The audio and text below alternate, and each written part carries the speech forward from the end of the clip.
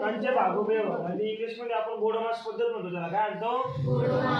आता BODMAS म्हणजे bracket of division multiplication addition and subtraction. त्याला आपण काय म्हणतो लक्षात घ्या.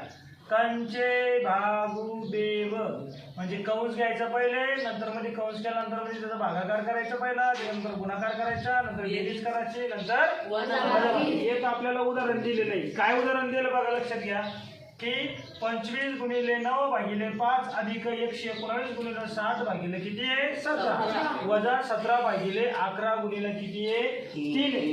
इंग्लिश मध्ये सांगायचं तर कसं आहे 25 multiplication 9 deviation 5 plus 119 multiplication 7 divided 17 minus 17 divided 11 multiplication किती आहे 3. बघा याला काय केलं तर पहिल्या पद्धतीत आपण कंचे भागोबेवसाठी कंस काढून घेतले. इथं प्लस आहे इथं मायनस आहे म्हणून किती कंस पडले 3 1 2 3 आहे का नाही. मग काय केलं 25 गुणिले 9 भागिले 5 एका कंसात लिहिलं आधी कसं तसं लिहिलं 119 गुणिले 7 भागिले किती 17 वजा तसं लिहिलं. त्याच्यानंतर 77 काय झालेलं लक्षात घ्यायचं. आता इथे काय केलेलं आहे आपण या पद्धतीमध्ये 77 भागिले 11 गुणिले किती आहे 3 आहे ना. इथे किती रे इथे 17 1 77 इथं 17 1 77 आहे 77 करून टाका. इथे 77 1 17 आहे 77 आहे ना इथं 77 आहे बरं तेच.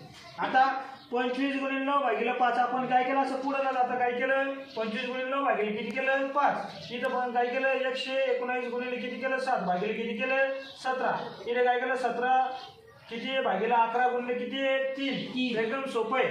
5ची कसं आपल्याला माहिती आहे ज्या संख्येच्या एक संख्या 0 5 असतात त्या संख्येला 5 ला निषेध भाग जातो म्हणून 5 1 5 5 25 तसंच 17 1 17 साठी 119 11 1 11 11 साठी 77 लिहून घेतलं. काय केलं 5 1 5 लिहिले 9 भागिले किती 1 लिहायची गरज नाही पण तुम्हाला समजावून म्हणून लिहितोय.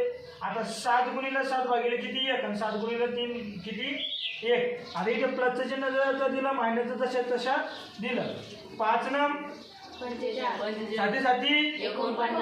चिन्ह कशाचं आहे इथे कशाचं आहे 45 आणि 49 किती झाले वजा किती 94 वजा 21 उत्तर किती आलं. स्पर्धा परीक्षेला कोणत्याही याच्यामध्ये तुम्ही NMS MTS टूच्या माध्यमातून स्कॉलरशिप कोणताही तुम्हाला विचारलं जाऊ शकतं.